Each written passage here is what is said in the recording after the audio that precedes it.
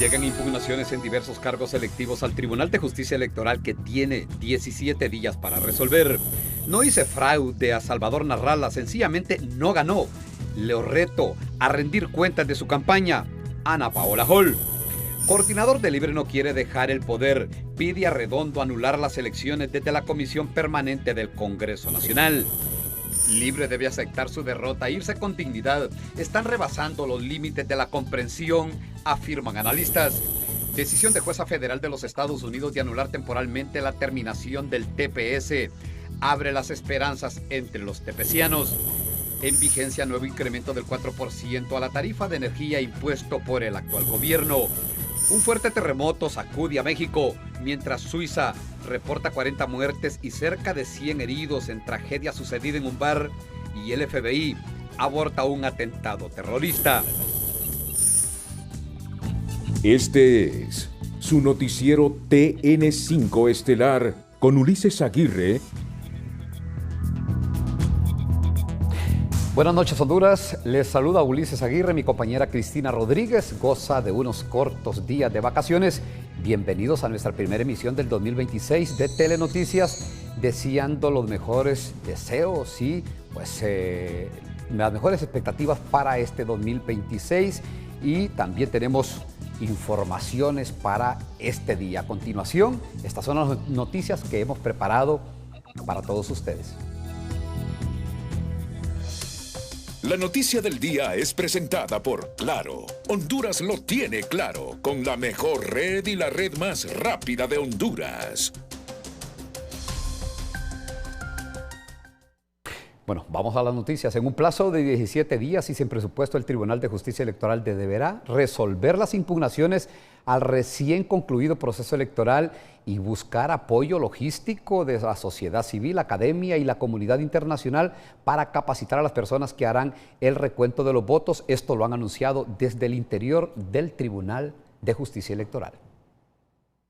No solo pesan las limitaciones presupuestarias, también el tiempo juega en contra del Tribunal de Justicia Electoral, que dispone de apenas 17 días para conocer y resolver decenas de impugnaciones, cuyo plazo de presentación vence este viernes a la medianoche. La ley nos dice hasta 30 días, pero tomando en consideración de que el Congreso Nacional tiene su primera sesión preparatoria para la Junta Directiva Provisional y subsiguiente, el 25, la Junta Directiva en propiedad, junto con las corporaciones municipales donde hay traspasos de mandos de los gobiernos locales, nosotros solo contamos con 17 días. En una carrera contra el reloj, el órgano electoral busca apoyo logístico de la comunidad internacional, la sociedad civil, la academia y las iglesias, a la espera de listados de personal que deberá ser capacitado para los recuentos jurisdiccionales. Recordemos de que el Congreso Nacional, a través de Presidencia, se negó rotundamente aprobarnos el presupuesto, y el día de hoy este es el resultado que estamos teniendo. Estamos vulnerando la legitimidad de un proceso electoral por falta de presupuesto. Hasta el momento se reportan recursos a nivel presidencial, entre ellos 3 del candidato liberal Salvador Narrala. Se prevén al menos 65 impugnaciones municipales por márgenes estrechos y recursos legislativos como el presentado por Sean Morales, en disputa por la última casilla de Francisco Morazán con Fabiola Rosa Vigil y Antonio Rivera Callejas. Aún en medio de las adversidades, los candidatos a cargos de elección popular que acuden al TJE deben tener la certeza de que se trabajará para garantizar sus derechos electorales, asegura el magistrado Mario Morazán. Hemos asumido ese compromiso de procurar darle certeza a todos los candidatos que no han obtenido la misma en el órgano que en primera instancia tenía la obligación de dársela. El reto ahora es cumplir en tiempo y forma con los plazos establecidos para evitar que se utilicen los retrasos como argumento político, en un contexto donde el oficialismo insiste en descalificar el proceso electoral, advierte el profesional del derecho Jaime Rodríguez. Que no se le dé cabida a que básicamente Libre, que es quien más suele hacerlo, empiece a hablar de fraude y de tramitaciones incorrectas, y cómo se llama el pueblo hondureño pueda ya trabajar y recobrar una vida normal que se ha visto fracturada por este tema electoral. Siempre que los recursos estén debidamente fundamentados y las peticiones sean coherentes con el derecho electoral, El Pleno no tendrá inconveniente en admitir las causas, garantizando su análisis conforme a la ley y al debido proceso.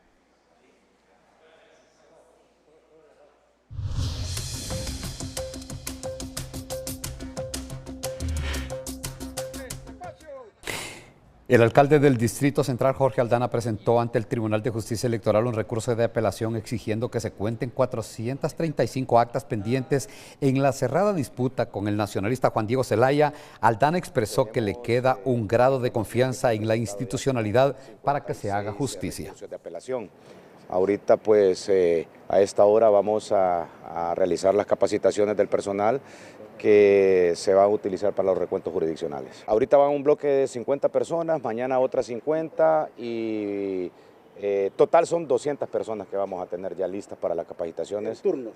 En turnos, sí, hay una planificación de los turnos que se van a llevar a cabo. Recordemos que solo tenemos 17 días para darle respuesta a todos los recurrentes que han presentado los recursos de apelación aquí al Tribunal de Justicia Electoral.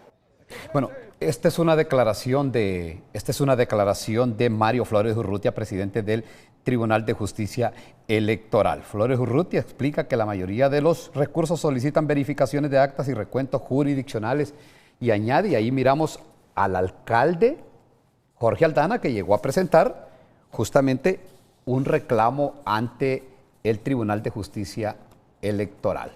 Ha llegado a solicitar que, pues, con documentación en mano, pide que le cuenten 435 actas pendientes y dice que él todavía confía en la institucionalidad para que se haga justicia. Lo más básico, lo más sencillo y lo más justo, que es que hagan la labor que el Consejo Nacional Electoral no pudo hacer o no quiso hacer y que trasladó esa responsabilidad al TJE para que se cuenten las 435 actas que faltan para poder de verdad declarar una elección en la ciudad capital. Aunque el CNE ya declaró ganador a Juan Diego Zelaya, Aldana señaló que la consejera Cosette López reconoció que existen 66 municipios, incluido el Distrito Central, donde los resultados no garantizan certeza de irreversibilidad matemática. A falta de casi 100.000 votos que faltan por contar, ese resultado que se dio en la capital no es el correcto. Entre tanto, no se cuenten todas las actas para tener dos elementos fundamentales que manda el derecho electoral: transparencia y certeza. Aldana insistió que en la entrega del cargo solo se concretará una vez que se verifiquen todas las actas pendientes para tener transparencia y justicia. El edil llegó a las instalaciones del Tribunal de Justicia Electoral acompañado por parte de su militancia. Bueno, y tenemos más información sobre estos casos. La Comisión Jurídica del Partido Nacional anunció la presentación de recursos de apelación ante el Tribunal de Justicia Electoral, con lo que se busca el recuento jurisdiccional de más de 300 actas con inconsistencias a nivel presidencial, aún pendientes de escrutinio. Con la voluntad ciudadana, no puede ningún partido, ni incluso nosotros, permitir que en manos de algunos pocos quede el futuro de un país. Y en ese sentido queremos sentar precedentes en materia penal y en materia electoral para que no vuelva a suceder esto. Bueno, para Cáceres lo fundamental es que ningún hondureño sienta que su voto fue ignorado. Bueno, a pocas horas de vencer el plazo de presentación de impugnaciones ante el Tribunal de Justicia Electoral, el presidente del TJE, Mario Flores Urrutia, confirma que hasta esta noche se han recibido más de 50 recursos de apelación vinculados al proceso electoral del pasado 30 de noviembre y ahí lo escuchamos. 56 recursos de apelación. Ahorita pues a esta hora vamos a realizar las capacitaciones del personal que se va a utilizar para los recuentos jurisdiccionales. Ahorita van un bloque de 50 personas, mañana otras 50 y total son 200 personas que vamos a tener ya listas para las capacitaciones. ¿En turnos? En turnos, sí, hay una planificación de los turnos que se van a llevar a cabo. Recordemos que solo tenemos 17 días para darle respuesta a todos los recurrentes que han presentado los recursos de apelación aquí al Tribunal de Justicia Electoral.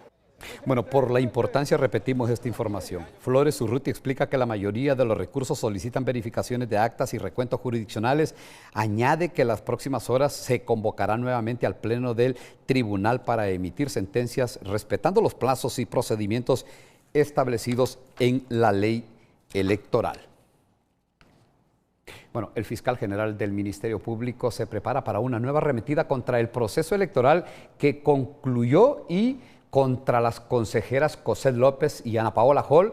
Advierten los juristas que luego de que Joel Zelaya anunciara que reactivará sus acciones judiciales y alegando que estas declaratorias pues tienen muchos vicios de nulidad.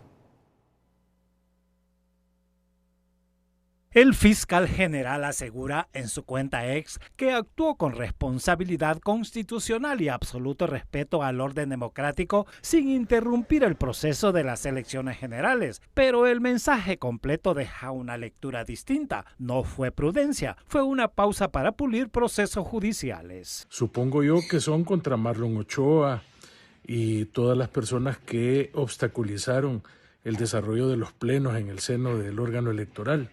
Supongo yo que también es contra la otra persona de que no quiso participar en varios de los plenos, alegando de que no tenía interés en participar por una cuestión de tipo político. Que no intervino ni interrumpió ninguna etapa del proceso electoral es una forma de envolver una nueva arremetida del fiscal general, tras la declaratoria oficial de los 3 niveles electivos, el de presidente, diputados y alcaldes. De acuerdo con Mel, pues se va a presentar el requerimiento. Y luego habría de que ver el comportamiento del Poder Judicial, que si el hombre está presentando o haciendo estos mensajes es porque los va a cumplir, porque de lo contrario, si lanza estos mensajes y no hace nada, pues queda como un payaso. En el centro de esta arremetida quedan las consejeras propietarias Ana Paola Hall y Cosette López Osorio, así como el consejero suplente Carlos Enrique Cardona, quienes integraron el pleno en ambas declaratorias. La declaratoria de elecciones es un acto administrativo de carácter general,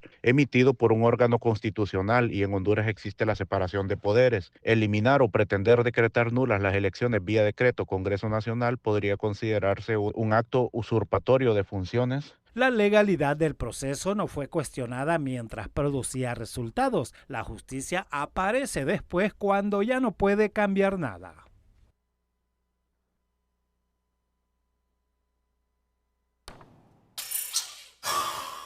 Bueno, el presidente de la Asociación de Alcaldes Liberales, Nahum Calix, informa que la reunión de alcaldes electos y reelectos de ese instituto político fue programada, o más bien reprogramada, para el martes 6 de enero, manteniendo como sede la ciudad de Ciguatepeque. Seguimos firmes en el llamado a la unidad, del consenso y el fortalecimiento institucional de cara a los retos del país en este 2026. Según se informó, van a pedir que se convoque a una convención para marzo con el propósito de elegir nuevas autoridades y resolver las diferencias internas entre el Consejo Central Ejecutivo y el excandidato presidencial.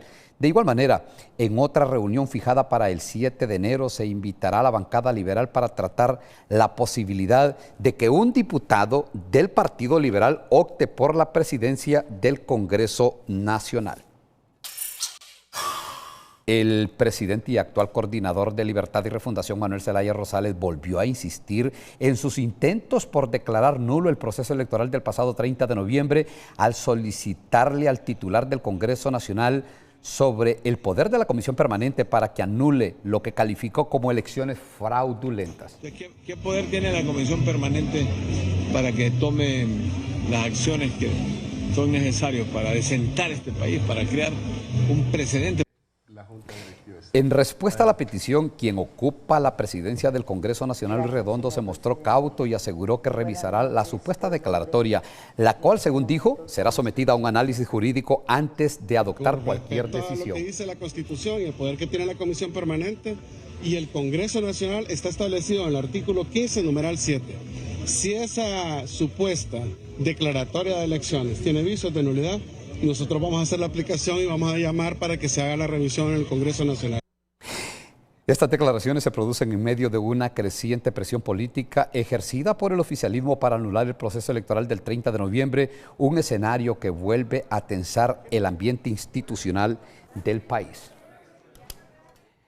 Bueno, y es que en este caso, más que lo que diga quien ocupa la presidencia del Congreso Nacional, habrá que escuchar al Pleno del Congreso Nacional, que son la mayoría, en este caso, la mayoría serían 65 diputados. Para los analistas, el expresidente Zelaya y coordinador de Libertad y Refundación no tiene autoridad moral para llamar a una insurrección y el desconocimiento de las elecciones, pues es evidente que el tercer lugar, el cual fue relegado su partido político, es un claro mensaje que no tiene el respaldo de los electores y sus exabruptos, dicen, junto a los de Luis Redondo, rebasan los límites de la comprensión. Anular estas elecciones fraudulentas. La insistencia del expresidente y actual coordinador de Libertad y Refundación, Manuel Zelaya, en solicitar la nulidad de las elecciones del 30 de noviembre lo ha convertido en blanco de fuertes cuestionamientos por parte de analistas, quienes advierten que no tiene autoridad para llamar a la población a la insurrección. A esto se suma, según el reconocido analista Jorge Illescas, que el Partido Libre fue rechazado por más del 80% de la población. No tiene ningún derecho ni autoridad para estar llamando a la insurrección. El pueblo votó 81% en contra de Libre. El analista Olman Valladares sostiene que ni el expresidente Zelaya ni el presidente del Congreso Nacional, Luis Redondo, conservan alguna ventana legal ni autoridad moral para continuar agitando al país. A su juicio, ambos han rebasado los límites de la comprensión y de la responsabilidad política, asegura. Que dejen que los procedimientos establecidos en la ley se cumplan. En este momento las impugnaciones de todo el mundo que se siente afectado están en manos del Tribunal de Justicia Electoral. Esperemos su veredicto y acatarlo. El cardenal Oscar Andrés Rodríguez llamó a los actores políticos a garantizar un proceso de transición en paz, sin violencia ni confrontación. Que puedan hacer esa transición en serenidad, en paz, sin ningún de esas cosas de violencia. ¿Qué van a ganar con eso? Más bien que sepan con dignidad y con la frente en alto entregar el poder. A estas voces se suma la de distintos actores sociales del país, quienes advierten sobre los riesgos de profundizar la confrontación. Manifestamos al gobierno actual en este momento, no utilice como pretextos el hecho de no reconocer los resultados del CNE para continuar en el poder, porque negar la opinión del CNE es como negarle el derecho al pueblo hondureño manifestado en las urnas. Mientras crecen las advertencias desde sectores políticos, religiosos y sociales, el país permanece atento al desarrollo del proceso postelectoral. Aunque persisten cuestionamientos del Partido Libre, la comunidad internacional avaló el proceso electoral. Por eso hay quienes dicen que Honduras debe avanzar hacia la transición para lograr una estabilidad democrática. Mario Landa, Telenoticias. El alcalde de San Pedro Sula, Roberto Contreras, que repite en el cargo para la administración del 2026-2030, tiene grandes retos, coinciden algunos analistas que esperan que su reelección se centre en obras de gran interés para la ciudad, que requiere de mayor ordenamiento, así como solución a flagelos relacionados con el transporte, la basura, violencia, bordos, entre otros. Que esperaban en vista de que... La reelección de Roberto Contreras como alcalde de San Pedro Sula, municipio centro del desarrollo del Valle de Sula, viene con grandes retos, según representantes de diferentes sectores, que esperan que en estos próximos 4 años se impulsen proyectos que solventen problemas arrastrados de administraciones anteriores y a los que no se les ha dado la debida atención. Recordemos que en una de las administraciones anteriores se hizo un plan de desarrollo urbano, ¿verdad? Completo, un plan que costó 80 millones de lempiras y que hasta la fecha no se ha puesto en ejecución. Y lógicamente, si no hay una planificación de corto, mediano y largo plazo, pues la ciudad se va a ver en problemas. Agrega que el crecimiento del parque vehicular en la ciudad y el tráfico urge de una solución, así como el mantenimiento de la infraestructura urbana, además de la violencia en algunas zonas que genera desplazamientos y otras secuelas. Y parte de esa violencia también se convierte en invasiones de áreas verdes, invasiones de los bordos, a los cuales no se les pone mayor atención y que cada vez son más, ¿verdad? Y podemos poner muchos ejemplos. El crecimiento de San Pedro Sula es alto y dinámico, pero con ello se agudizan algunos flagelos como el aumento de vendedores en la ciudad. Urgen más mercados y terminales de transporte. En esto coincide este economista que también promueve el cuidado del merendón y un mejor sistema de recolección de desechos. Yo veo ahí ya 3 temas fundamentales para el futuro de San Pedro Sula: el ordenamiento vial, la movilidad de sus ciudadanos, el agua, el mejoramiento de los sistemas de agua y mejoramiento sustancial de todo lo que es el sistema de recolección, separación y reciclamiento de los desechos sólidos y de los desechos líquidos. Estamos también contaminando los principales ríos. Para este empresario y analista en esta administración, el actual alcalde tiene la oportunidad de mostrar su potencial en la solución de los grandes flagelos que enfrenta la ciudad. Que hay muchas convenciones internacionales sobre negocios que se hacen en la Cámara de Comercio, que se hacen en los diferentes hoteles, y la gente ve San Pedro Sula, y si no ve la circunvalación y la parte que está más o menos cuidada, ya cuando pasas a las otras zonas realmente hay una decepción, muchas calles sin pavimentar, alcalde. El problema que tenemos cuando llueve, usted sabe cuál es. Entonces no tengo que decírselo porque usted los conoce, lo que esperamos es que actúe. Los entrevistados coinciden en la mayoría de los problemas que presenta San Pedro Sula, con la esperanza de que en esta administración se ofrezca una solución. El diputado nacionalista Marco Midense guardó cautela ante los señalamientos que lo perfilan como aspirante a la presidencia del Congreso Nacional sin confirmar ni descartar públicamente esa posibilidad. Yo soy un soldado del partido, del país, de lo que más he hablado con papi del tema económico, y seguiremos trabajando por Honduras donde Dios y el presidente electo lo definan. Otro de los nombres que suenan a lo interno del Partido Nacional es el del actual jefe de la bancada de esa institución política, Tomás Zambrano, quien en el pasado se desempeñó como secretario general, así como el del congresista por Choluteca, Carlos Lezama, cercano al presidente electo Nasri Tito Azfura.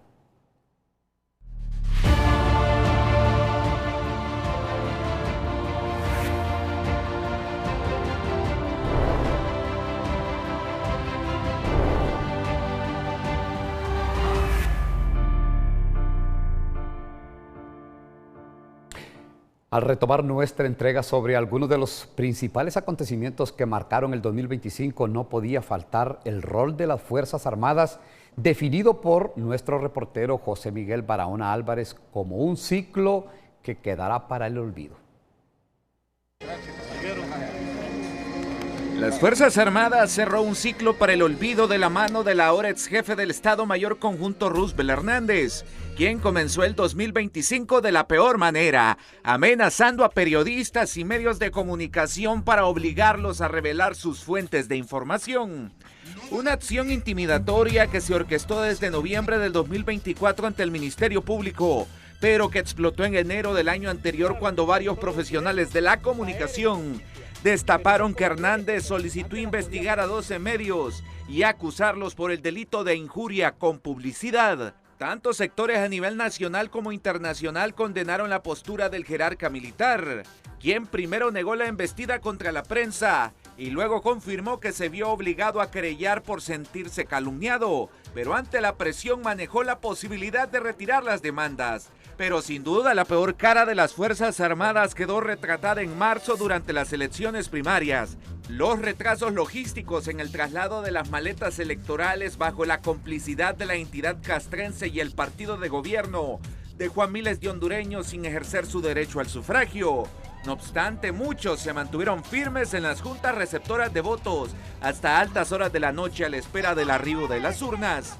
Roosevelt Hernández rechazó cualquier responsabilidad por los hechos del 9 de marzo, acusando directamente al Consejo Nacional Electoral del desastre. Incluso llegó a agredirla verbalmente, según denunció la entonces presidenta del CNE, Coset López, quien reveló cómo el jefe castrense La candidata presidencial oficialista y el coordinador general de Libre se reunieron para manipular el informe final sobre las elecciones, luego de que colectivos afines al Partido Libre interrumpieran la recepción de ofertas para adjudicar el sistema de transmisión de resultados electorales preliminar STREB. La consejera Cosette López solicitó apoyo a las Fuerzas Armadas para resguardar las instalaciones del CNE y prevenir nuevos boicots. Sin embargo, el general Roosevelt Hernández rechazó la petición, argumentando que la seguridad del CNE corresponde a la Policía Nacional, aunque las Fuerzas Armadas afirmaron estar disponibles para garantizar la soberanía y el proceso electoral, omitiendo su deber de velar por la alternabilidad democrática. El jerarca castrense incluso dijo que ese tipo de peticiones debían canalizarse a través de la presidenta de la República, a quien él le debía obediencia, ignorando que en épocas electorales las Fuerzas Armadas están supeditadas en esa materia al CNE. Posteriormente, el 29 de octubre, las Fuerzas Armadas solicitaron formalmente al CNE acceso a copias de las actas de cierre de la Junta Receptora de Votos de las elecciones generales previstas para el 30 de noviembre. Justificaron la petición como una medida institucional para verificar el resguardo y la custodia del proceso electoral. No obstante, esta solicitud fue considerada una violación a la Constitución y a la ley electoral, ya que el artículo 272 de la Carta Magna no autoriza a las Fuerzas Armadas a acceder a documentos electorales, y el artículo 278 de la ley electoral establece que las JRB solo deben transmitir resultados al CNE, partidos políticos y candidaturas independientes. Ante esta situación, Ana Paola Hall, quien asumió la presidencia del CNE en septiembre, recordó mediante un oficio que las Fuerzas Armadas están subordinadas a las órdenes del órgano electoral y advirtió que cualquier interferencia externa constituiría una violación a la autonomía e independencia del CNE, además de un quebrantamiento del principio de neutralidad militar. Pero Hernández fue más allá cuando a menos de 15 días de las elecciones rechazó ceder el espacio de campo de Parada Marte para el estacionamiento de vehículos electorales, arguyendo que sería utilizado para la villa navideña. Otro desafío más a su superior jerárquico en materia electoral. Al final, el proceso electoral transcurrió sin sobresaltos. Hernández finalizó su carrera militar, no sin antes hacer eco del discurso oficial respecto a la posibilidad que fuera el Congreso Nacional quien asumiera la tarea de dar la declaratoria final, en caso que el CNE no cumpliera con los plazos legales. La lealtad de Hernández al oficialismo y a Libre fue premiada con el cargo de ministro de Defensa por corto tiempo hasta que asume el nuevo gobierno, pero su paso dejó unas Fuerzas Armadas debilitadas en sus niveles de confianza y credibilidad institucional. Un reto para la nueva Junta de Comandantes, que al cierre del 2025 está dejando claro su respeto a la Constitución y las leyes.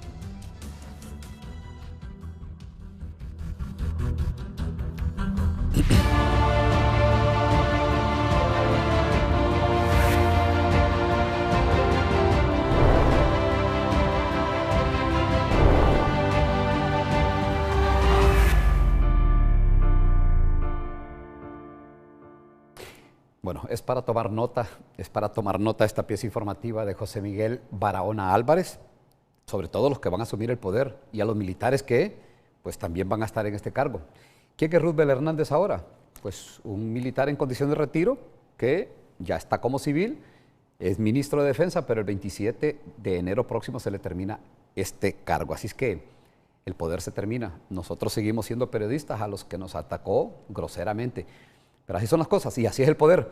Vamos a otras noticias. Un juez federal de los Estados Unidos otorga una bocanada de aliento a los tepecianos al dejar en suspenso temporalmente la cancelación del estatus de protección temporal, más conocido como TPS, y de acuerdo a los analistas tocará al gobierno de Narri Tito Afura hacer cabildeos más efectivos para evitar que el TPS se elimine para los migrantes hondureños. Como un respiro al iniciar 2026, una orden de un juez federal en Estados Unidos frenó la cancelación del estatus de protección temporal TPS, que ampara a más de 55,000 hondureños, además de miles de salvadoreños, nicaragüenses y venezolanos. La medida genera alivio, aunque mantiene la incertidumbre, ya que no reactiva todos los beneficios y deja el proceso en pausa mientras el caso sigue en los tribunales. Pero esto no quiere decir que ahora el que está amparado bajo el TPS o el que estuvo amparado Estado ya está renovado lo que es su permiso de trabajo o de licencia. No, se tiene que esperar la declaración del gobierno ahora, que es la apelación. Tienen hasta el 22 de enero para contestar. No manejen con su licencia suspendida. Todavía pueden ser requeridos por ICE. Para las organizaciones migrantes, la suspensión judicial llega cuando miles de familias ya enfrentaban temor a perder su estatus y sus empleos, tras el anuncio de cancelación del TPS. Este es un litigio muy confuso, el cual pues la ganancia ahora mismo es de que ningún hondureño puede ser deportado o detenido si es preguntado por su estatus migratorio. O sea, está protegido por el TPS, donde también tienen que recuperar su empleo. Dirigentes advierten que el impacto no solo afecta a los beneficiarios directos, sino también a la economía hondureña, altamente dependiente de las remesas que envían estos migrantes. La decisión adquiere mayor relevancia ante el cambio de gobierno en Honduras, previsto para el próximo 27 de enero. Definitivamente lo económico es importante, pero debemos dejar de lado todas las consecuencias que tienen en el impacto de la vida de estas personas. Reitero una oportunidad para que el nuevo gobierno también pueda hacer acciones que vayan encaminadas a acompañar todas estas diferentes iniciativas que se están presentando y sobre todo lo que desde el lobby que se puede hacer en Estados Unidos. Aunque la suspensión es temporal, representa un alivio para miles de familias y traslada ahora la presión al próximo gobierno hondureño, encabezado por Nasri Asfura, que deberá priorizar la defensa de los migrantes y gestionar con Washington la permanencia del TPS, mientras el gobierno de Donald Trump define si impugna o no la orden judicial.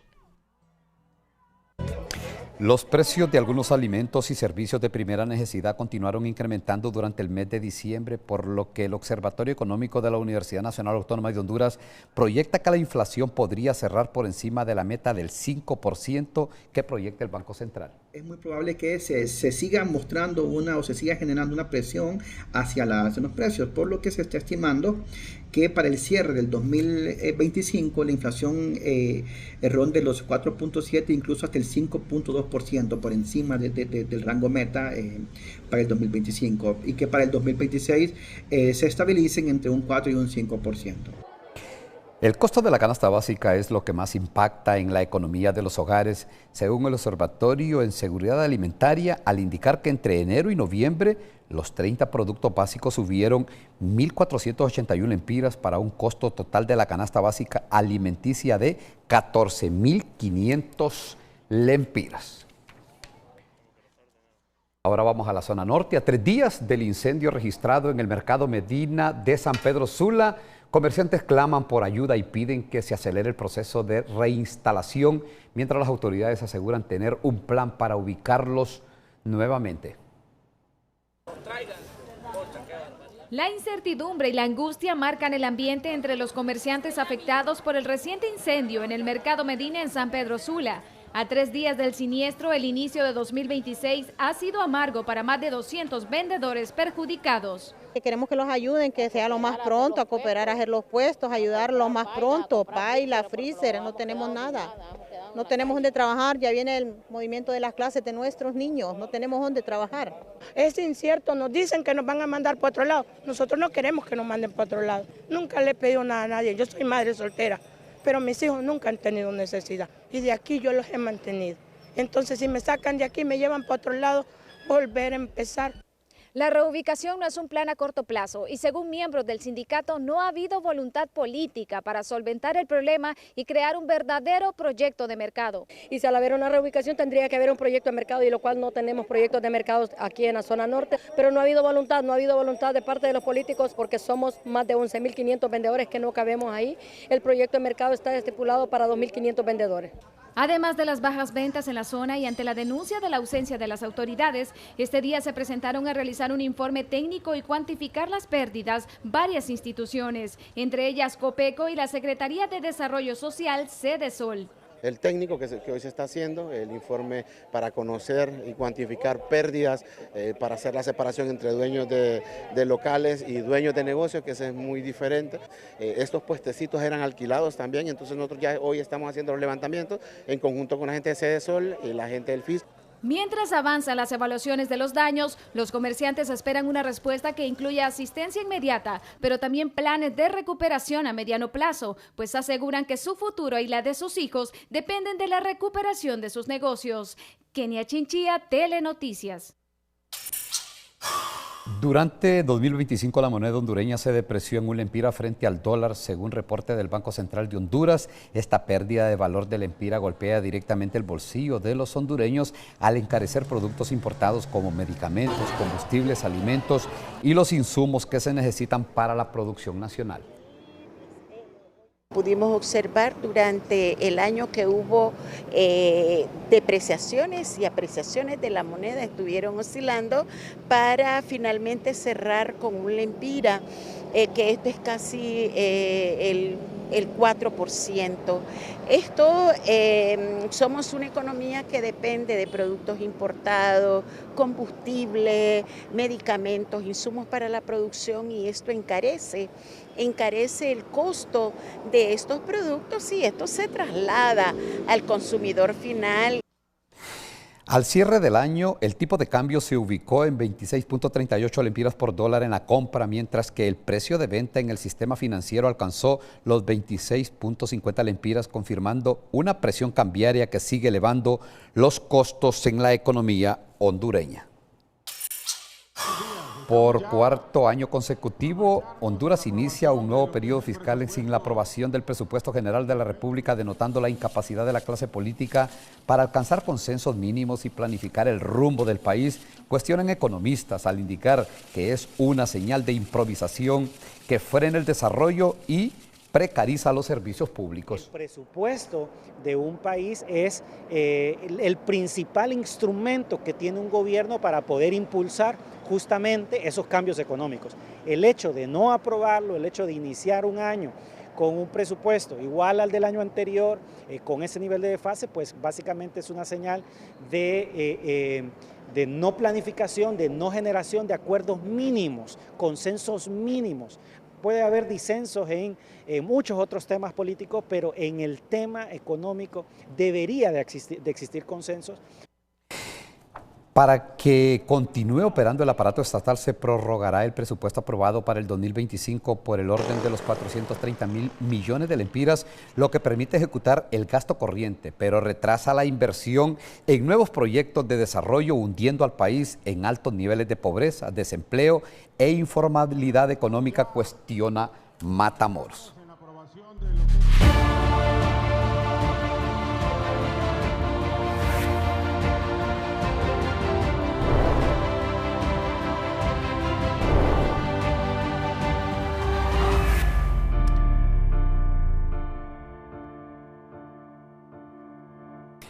Uno de los hechos que puso su huella imborrable en el gobierno fue la estafa de Corium Inversiones, cuya nebulosa sigue sin ser esclarecida y con promesas incumplidas. Sara Carranza nos recoge en nuestra última entrega de los acontecimientos del 2025, precisamente este caso. El caso Corium Inversiones, que funcionó como un gran negocio bajo la sombra, terminó convirtiéndose este 2025 en un escándalo nacional de gran alcance. Resultaron afectados al menos 35,000 personas con más de 400 millones de lempiras, según las cifras mal contadas de la Comisión de Bancos y Seguros y el Ministerio Público. Según las autoridades, Corium funcionaba como un esquema Ponzi en el que se utilizan los depósitos de nuevos inversionistas para pagarle a los primeros que habían llevado su dinero, bajo la promesa que les pagarían 5% semanal y más de 200% al año, una rentabilidad que ninguna institución financiera del mundo podría otorgar. El caso estalló en Choloma, Cortés, pero se expandió a otras ciudades de 7 departamentos del país y abrió una discusión de fondo. ¿Cómo pudo operar Corium Inversiones tanto tiempo sin el control de las autoridades? Según el Ministerio Público, ellos se enteraron tras un informe de la Comisión Nacional de Bancos y Seguros y durante algunas inspecciones realizadas en enero se detectó la falta de documentación legal y financiera. Posteriormente, en abril, el Ministerio Público, con apoyo de la Agencia de Investigación Criminal, ejecutó allanamientos donde encontraron 358.7 millones de lempiras en efectivo en varias sedes de Choloma, Juticalpa y Santa Bárbara, entre otras, incluyendo más de 125 millones en la vivienda del representante legal Iván Abad Velázquez. Adicionalmente, se identificaron 69 millones de lempiras en cuentas vigentes en varios bancos del país. Lo insólito es que la Fiscalía dejó la millonaria suma de dinero en el mismo lugar donde lo encontró, bajo el compromiso que Velázquez lo entregaría de buena voluntad. Tampoco capturaron a nadie, a pesar de tener indicios que era una estafa, cuestionaron analistas. Y se firmó actas en donde se comprometían a entregar el dinero. Argumentaron que el delito de captación ilegal de fondos fue eliminado en las reformas al Código Penal en el año 2017 durante el gobierno de Juan Orlando Hernández y que eso les impidió actuar. En mayo, el presidente de la Comisión de Bancos, Marcio Sierra, anunció que por instrucciones de la presidenta Castro se garantizaba la devolución del dinero a los inversionistas. Va a salir del presupuesto público. Igual anuncio hizo el presidente del Congreso, Luis Redondo, al indicar que por instrucciones de la presidenta se repondría el dinero de los aportantes con fondos públicos. Si su dinero no se recupera, se puede recuperar con fondos públicos. Pero el proceso se enredó. Después de eso, Marcio Sierra dijo que la información entregada era limitada. Solo había 69 millones de lempiras en los bancos y no los 2.000 millones que aseguraba Velázquez. La empresa tiene 2.000 millones para cancelar. No existen esos 2.000 millones.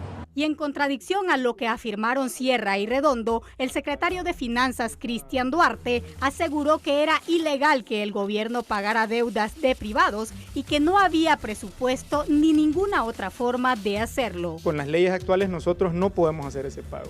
Posteriormente, el Ministerio Público anunció que un juez dictó auto de formal procesamiento con prisión preventiva contra el gerente de Corium Inversiones, acusado por lavado de activos y otros delitos, y también contra su pareja.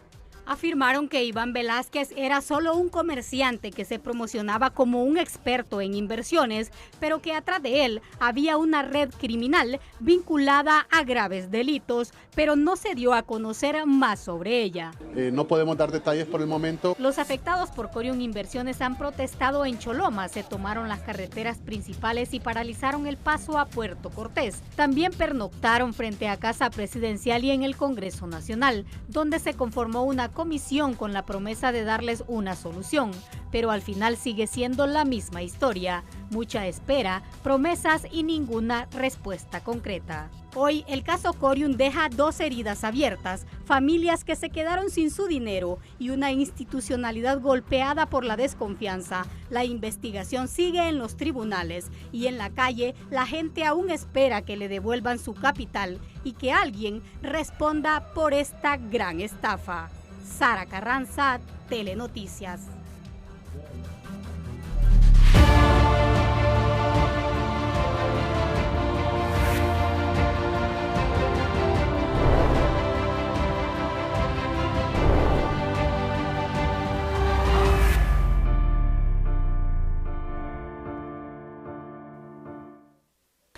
Pese a que el gerente de la ENE y generadores privados habían proyectado una rebaja, la tarifa de energía inició este 2026 con un nuevo aumento de 4.11%, anunció la Comisión Reguladora de Energía Eléctrica, que autorizó la nueva estructura tarifaria que aplicará la ENE entre enero y marzo del 2026. Según la CRE, tras revisar los costos de generación reportados por la ENE, la tarifa por medio pasa de 4.62 a 4.81 lempiras por kilovatio hora, un alza de casi 20 centavos. La CRE asegura que el ajuste habría sido mayor al 10%, pero a petición de la ENE se autorizó diferir 25.5 millones de dólares para los próximos trimestres, con el argumento que no golpeará la demanda y proteger la economía de los hogares hondureños. Bueno, cumplir con los propósitos financieros de Año Nuevo no solo depende de la motivación, sino de establecer un plan concreto que nos permita seguir un camino claro y alcanzable. Y en educación financiera le orientamos a poder obtener este propósito del nuevo año.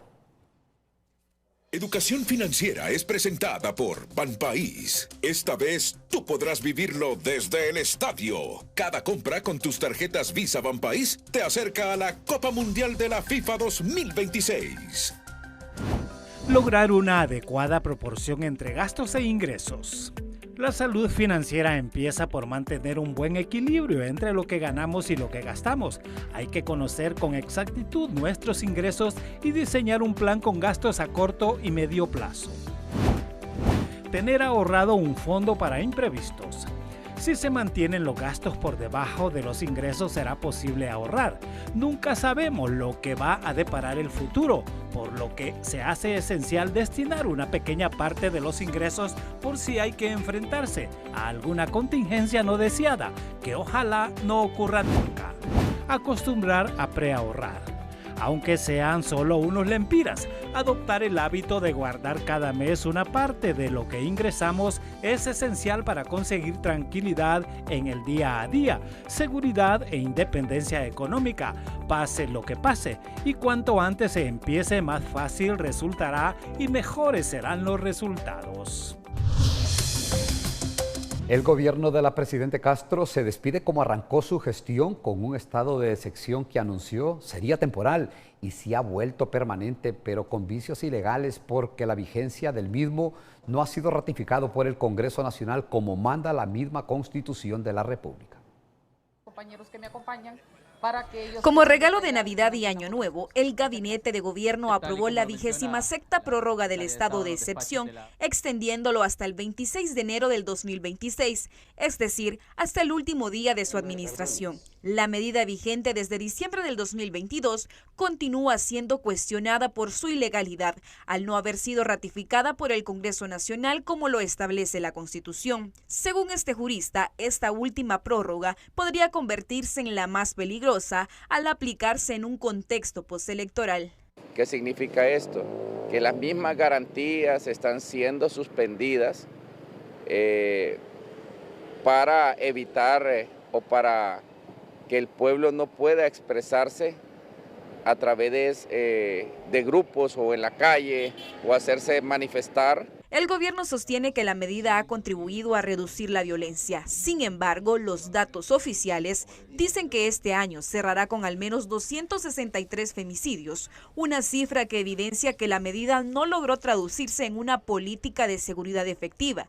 Aprendamos de las experiencias y de reconocer que la violencia contra las mujeres es un problema estructural que no se resuelve con una sola medida, que es el estado de excepción. A esto se suma el informe del CONADE, que registró más de 1000 quejas por violaciones a derechos humanos durante la vigencia del estado de excepción, un dato que refuerza los cuestionamientos sobre la legitimidad y efectividad de una herramienta que se mantuvo por 3 años consecutivos. CONADE siempre ha expresado su preocupación y la reitera justamente, no solamente por la falta de una política de seguridad ciudadana, que es lo que ha pedido el CONADE del inicio, sino que también hay vicios de legalidad conforme al procedimiento de que se emite el estado de excepción. Una de ellas es que no se apruebe en el Congreso Nacional. Incluso sectores que inicialmente respaldaron esta medida hoy reconocen que no produjo los resultados esperados. Este criminólogo advierte que el próximo gobierno no puede recurrir a medidas temporales y deberá enfrentar al crimen organizado con estrategias claras. Como siempre, nosotros esperábamos mejores resultados, pero que sí se bajaron los niveles de homicidios en el país. Sí.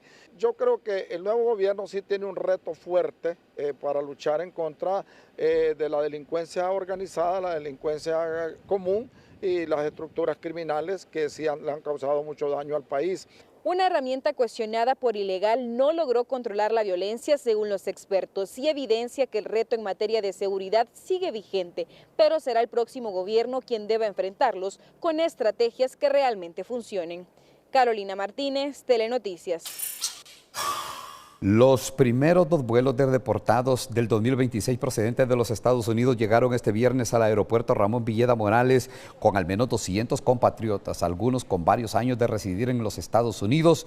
Con la llegada de estos vuelos, el 2026 comienza la suma de deportaciones que en el 2025 reportó los 40.000 deportados, la mayoría procedentes de Estados Unidos y México.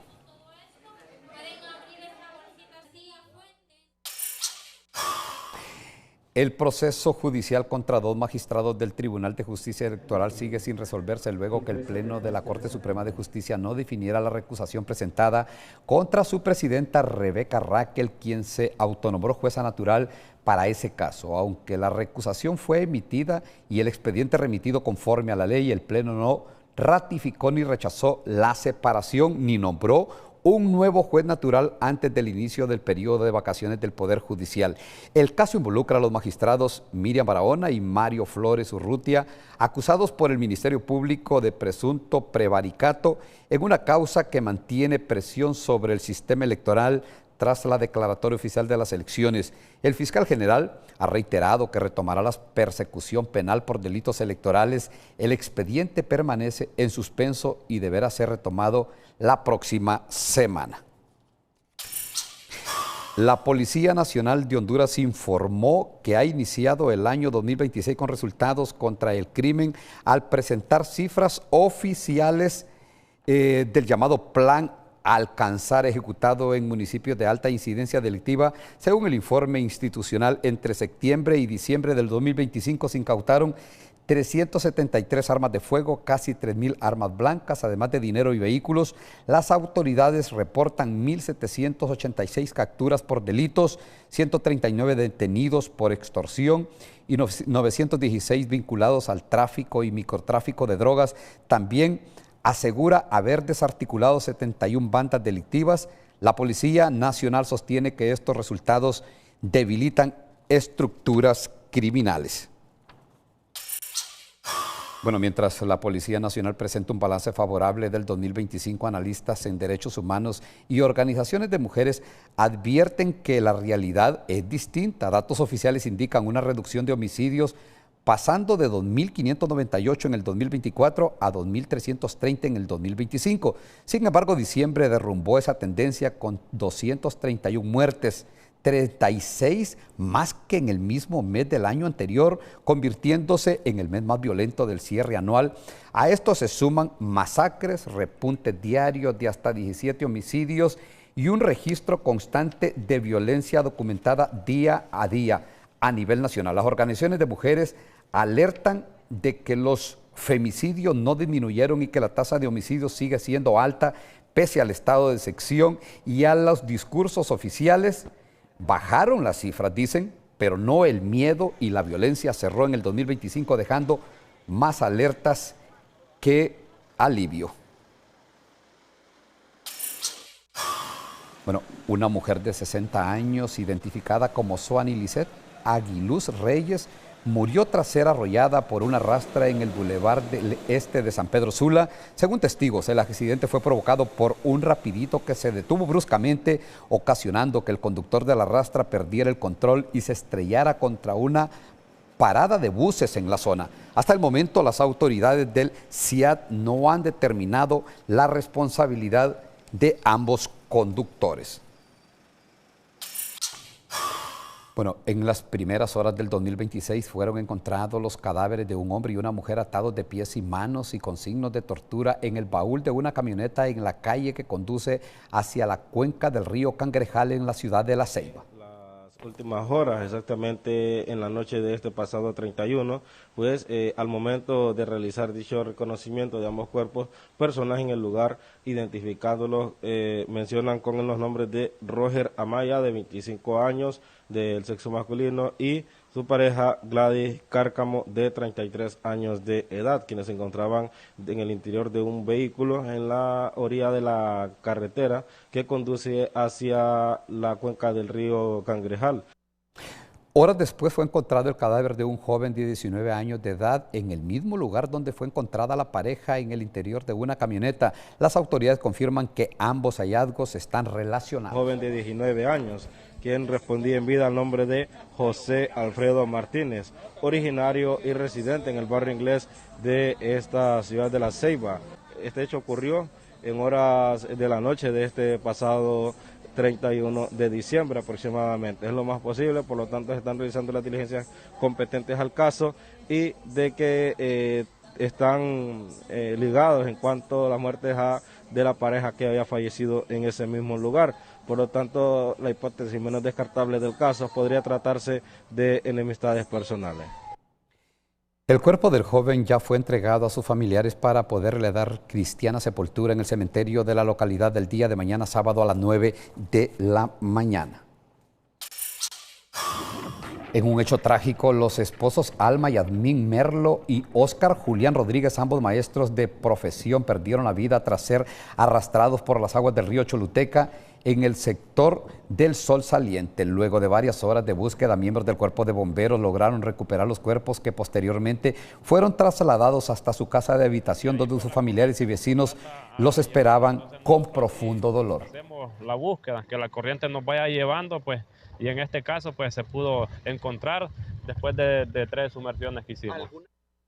Este lamentable suceso se convierte en el primer hecho trágico registrado en el inicio del año, en este 2026, en el departamento de Choluteca, causando consternación entre la población. La pareja deja 2 menores y se congregaban en la iglesia católica, según se informó. Bueno, el Cuerpo de Bomberos de Honduras reporta múltiples emergencias atendidas durante el cierre del año y el inicio del 2026, principalmente incendios en solares, baldíos y zacateras, además de accidentes de tránsito. Las autoridades advierten que ya inició la temporada seca, lo que eleva el riesgo de incendios por el uso irresponsable de pólvora y quemas ilegales. En el día de hoy, pues un incendio estructural que se está atendiendo en lo que es el sector de Tocoa Colón, pues nuestra región de esa zona está trabajando arduamente para controlar totalmente este incendio. Y en el sector de Choluteca, un incendio en vehículo, el cual se originó en la carretera, productos por desperfectos mecánicos.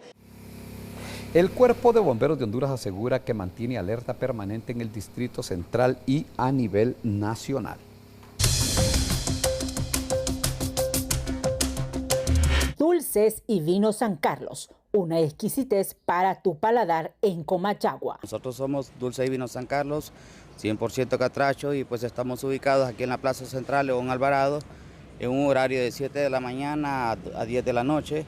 Tenemos promociones, tenemos diferentes tipos de dulces típicos, como ser tableta de coco con piña, con manzana, entre otras, y así como souvenir en general. Además, cuentan con una variedad tanto en dulces como en vinos elaborados artesanalmente, así como la elaboración o fabricación de hamacas y otros enseres. En cuanto a los vinos, pues puede encontrar vino de manzana, uva, marañón, mango, naranja, y tenemos unos combinados. Aparte estamos elaborando lo que son licores de jengibre, tamarindo, café y rompopo tradicional, rompopo con café también. Y pues le hacemos la cordial invitación a la población en general para que venga a la ciudad de Comayagua a pasarla bien en familia.